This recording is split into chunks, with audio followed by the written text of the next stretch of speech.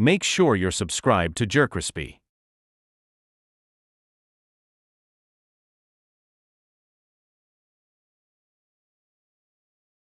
What's up, y'all? It shows the most. That's the most. Crispy. Welcome back to the video. The Boondock episode about Hoteps. What the fuck? Hoteps? Whatever. Hoteps and fake friends. Fake friends. You can't hang with them fake friends. They'll switch up on you just for a band. You know what I'm saying? Hey, y'all hear my own song? I made that song. I made my own song. Go to Little Baby. Listen to Fake Friends. I made that song. The Boondocks Let's is easily one of my favorite We're on the road to 500. pieces of media. It's hilarious, the animation is beautiful, and it's sincere, showing little concern to appeal to a mainstream audience. Unfortunately, like a lot of things in the 2000s, some things about the Boondocks didn't age well. In the case of the episode I'll be talking about, Wingmen, I ain't like how the Boondocks viewed friendships. In this episode, Robert is expected to hold on to a toxic friendship for no reason besides longevity and peer pressure. Huey has the opposite problem, being punished for trying to keep his friendship. To be fair, the message of this episode was pretty much the same with how I was raised to view close relationships. It starts off with Robert hearing the news about his friend Mo dying. He hits up on Cookie, and once he confirms Mo's death, he bursts out laughing.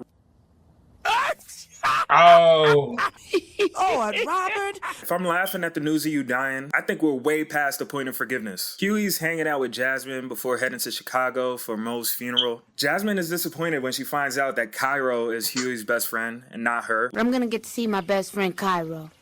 Cairo is your best friend? Well, she shouldn't be. Huey's clearly bored with Jasmine. The scene started with her trying to find something to do with Huey while he daydreams. You want to come over to my house tomorrow after school and watch TV? No.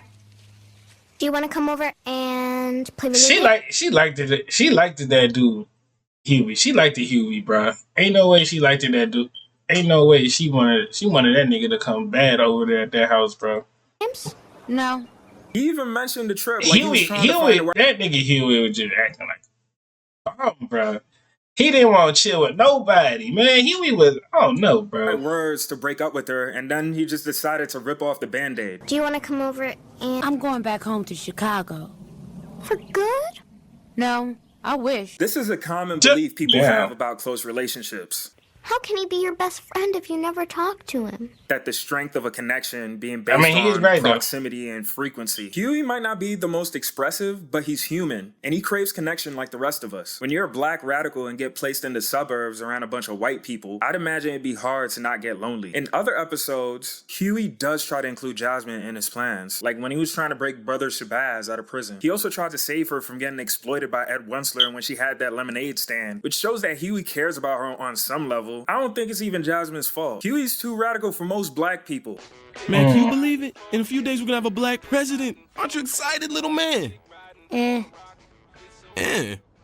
What's supposed to mean? Right. Just means Because he's so uncompromising, Huey likely always had trouble connecting with people. Because when he does go back to Chicago, we see Huey trying to reconnect with what seems to be his only friend. I don't think I have a best friend. Huh, sucks for you. On the plane ride to Chicago, Robert tells a war story. What? Wait, ain't no way somebody just gonna tell me that I'm not gonna retaliate and say a word, bro. Ain't no way. His old friend Mo. Huey points out that Robert doesn't seem very sad about his friend passing away. Granddad, you don't seem very sad about losing your friend. When you get older, you're gonna realize that your friends, well, they aren't always as loyal as you want them to be. Robert was betrayed by one friend 50 years ago, and he gives this hasty generalization that's disguised as wisdom to Huey. First, there's no indication that they were even friends, and I ain't hear Robert say a single redeeming quality about Mo throughout the episode. Second, I don't agree with the as you want them to be part. This turns loyalty into something that could be quantified, so transactional. I don't see the benefit of taking inventory on these type of things. Either your friends are loyal or they're not, and if they aren't loyal, why are they your friends? Huey disagrees with Robert because Cairo has always been loyal to him, and Huey has no reason to think otherwise. Yeah, well, things change. Shortly after getting to Chicago, Huey meets up with Cairo. Yeah, things do be changing between friends and shit, bro. Some people just don't bump heads no more. How they used to bump heads and stuff like that. I mean, it depends, man. Like, you know, you can fall off of some stupid stuff. You can fall off of some good reason stuff, or you can fall off of some crazy stuff. Yeah, never know.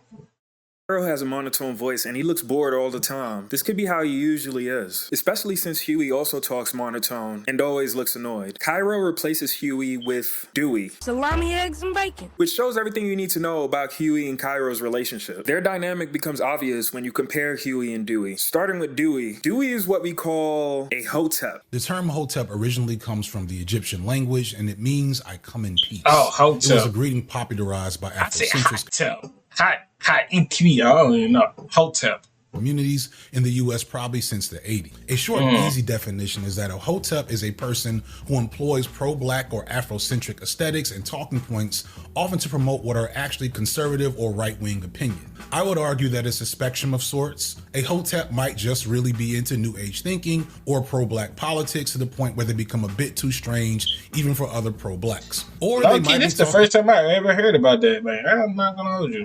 About homosexuality being a plot by Jewish bankers to destroy the Black family. More than anything, Dr. Umar is an influencer, which isn't necessarily a bad thing, but if you look at his website, it's nothing but self-promotion. He's a psychologist, the most requested Black scholar, the Prince of Pan-Africanism. He's mentioned in rap songs, he wrote books, he's building a school for Black boys. That's not a cult. We must show them how to grow properly. We must show them how to make their own food, to grow their own fruit, to grow their own vegetables. Oh yes, this is a Green Thumb Academy, where we not only eat to live, but we grow the food that we eat. Dr. Umar doesn't like interracial marriage. So help me understand that you employ more Blacks than me, but you go home to a white woman. Why you don't have a Black woman? Because I fell in love with a white woman, not a Black Why woman. didn't you fall in love with a Black woman? I fell in love with a Black woman. We broke up. Okay, and why didn't you fall in love with another Black woman? I did that too. We broke up. Okay. And why didn't you get another one and another one and another? But half of his fake school is named after Frederick Douglass, who married a white woman before he died. The other half is Marcus Garvey, who collaborated with... Listen here and listen. This the only words I'm gonna tell y'all is: love who you want to love. White, Black, Mexican, Asian, Blasian, all the race. Any gender y'all like. Whatever y'all like around here, love them. It's so what, that relationship might not work out. There's plenty things. God will set you up in many ways and many paths in your life. You might not just be staying with one woman, one man, or one person. There's plenty of people around the world. There's a lot of people around the world. You're just not going to stay on that one person. I promise you. There's a lot of people in this world you could do. Like how the same way a female could cook for you, another female could cook for you. And how the same way a female could in B-A-D and B-A-D, the same way another female could do the same thing too. Love, the same way too. Loyalty, same way too. You just never know. The KKK, but at least he's entertaining. And that's the point. That's the only reason why we know who he is, because we find him amusing. I need you to continue to donate.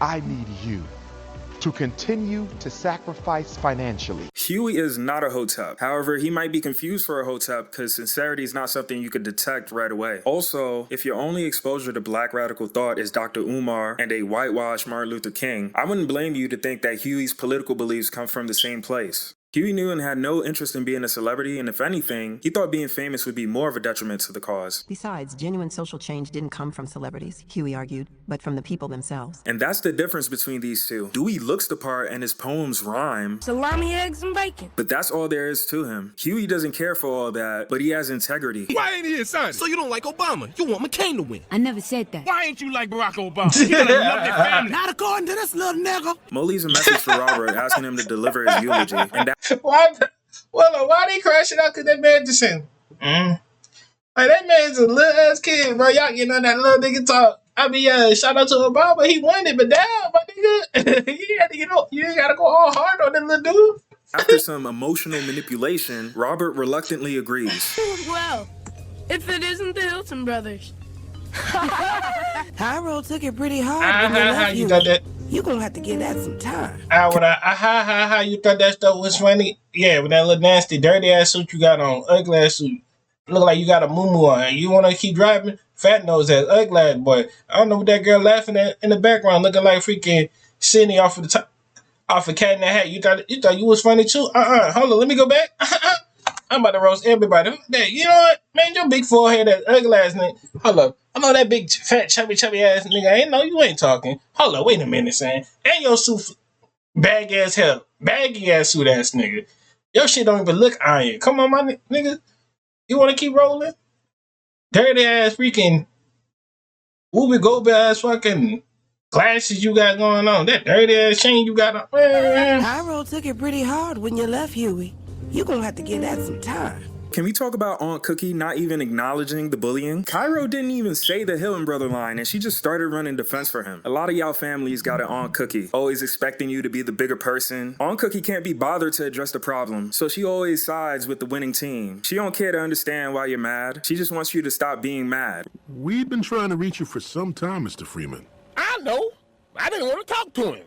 Robert, you need to go on and let it go. Robert continues to get increasingly annoyed at the event, finding out Mo took credit for his achievements in the war. You need to go on and let it go. Learning Mo was talking shit about him until he died. You need to go on and let it go. The straw that broke the camel's back was Mo having Robert read a speech that only served to humiliate him. I'm not gay, but Mo was a very sexy man.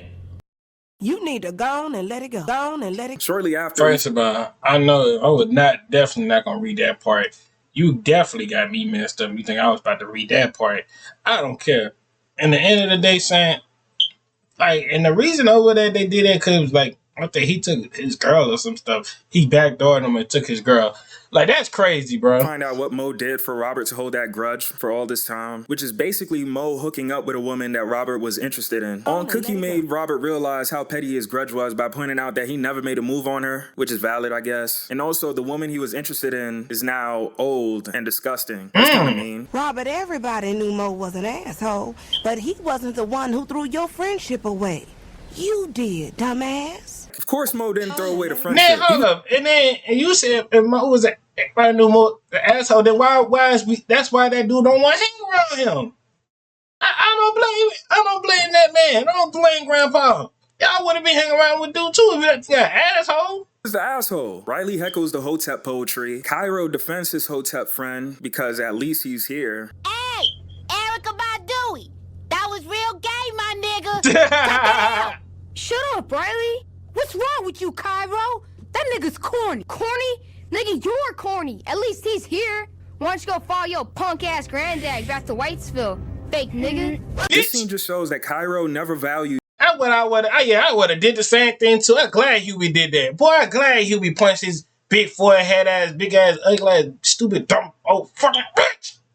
Ass granddad back to Whitesville, fake nigga. This scene just shows that Cairo never valued Huey for who he was. It wasn't about mutual interest. Oh, so that dude was a fake friend the whole time. Oh man, well, fuck him. And that dude want to be yes, African, that ugly ass want to be dirty ass. Or connection, but rather how he could benefit from being friends with him. He never shared the same values as Huey, so Huey got replaced with a caricature. And like Cairo said, at least Dewey's around, because apparently being black isn't something you just are. It's only based on your proximity to other black people. After he realized he made a mistake by setting a boundary, Robert decides to give his eulogy from the heart. Me and Mo both made it to old age, but we let our friendship die way too young. And that was really stupid of us. Why did this friendship need to survive? It looked like y'all hated each other even when y'all were friends. Thanks for being the bigger man, Mo. When did they ever show Mo being the bigger friend? That's what what I'm did Robert saying. get in return? A jar of nuts. Got you, nigga. Huey goes to Cairo's. You know what? I would have grabbed them peanuts and threw it at that TV and walked off. Place to be the bigger man, and then Cairo headbutts him. Being the bigger man is overrated. You got knocked the... Never mind. I don't think the show understands what being the bigger man is. The show seems to think that being the bigger man is just putting up with stuff or acting like it ain't happening. I ain't lying to you. I ain't kissing nobody's ass, bro. Especially after what he said, man. Fuck that boy and fuck him, bro. I'm not trying to be no bigger man and all that, man. Fuck that boy. I don't give a fuck, man. Fuck him.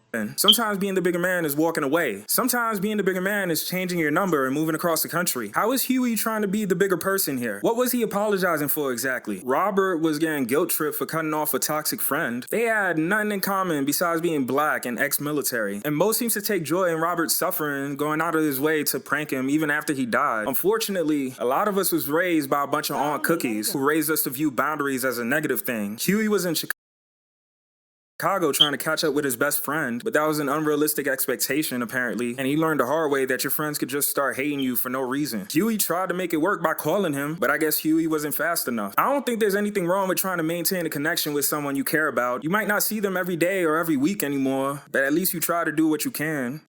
Man, look, bro. At the end of the day, if somebody don't want to be your friend no more, bro, you don't gotta kiss their ass to be their friend, bro. And at the end of the day, bro, do you be you and hang with the friends that really want to be with you beside you. That's the ones gonna be at your funeral when you pass away. Don't be trying to make friends with everybody, because everybody don't want to be your friend. It's the end of the day, and I'm just gonna keep it a nice good buck with you. And it is what it is, bro. Hope y'all enjoyed this video. See y'all when I see y'all. Love y'all to the bottom of my heart. We're on the road to 500. And fake friends, I can't fuck with them fake friends.